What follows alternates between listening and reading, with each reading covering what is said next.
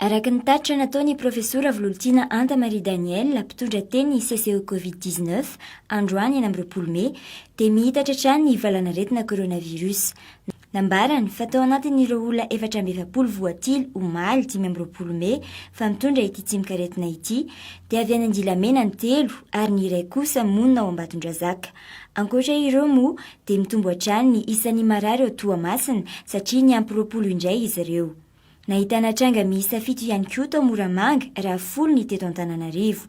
Ny totaly 4,900 araka izany ireo olona voamarina fa mitondra ny otrikaretina coronavirus ka ny 730 amin'ireo no mbola marary ary manaraka fitsaboana. Nanambara ny profesora Valan'aretina Marie Daniel fa mbola manahirana hatreto ny toe-pahasalamana ireo marary enina nahitana fahasarotana. Nambaran'ny filoham-pirenena Andry Rajoelina tany Toamasina fa 20 mianadahy ireo mpitsabo nalefa any Toamasina hanome tanana ireo izay efa ampirinasa ny an-toerana amin'izao ady amin'ny valan'aretina coronavirus izao. Ny 13 amin'izy ireo dia dokotera ary mpitsabo mpanampy ny 400. Misy mpitsabo manam-pahaizana amin'ny fanaovana fanadihadiana sy biologista ihany koa.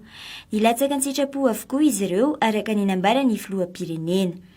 Atao lara-pameana avokoa ny fizahana ireo olona misy soritra aretina hoy Andry Rajoelina ary ao anatin'ny 27 ora dia ho azy ny valy ny fitiliana. Fiara mpitondra marary na ambulansa iray no saron'ny zandary nitondra an-tsokosoko mpandeha avy aty Antananarivo.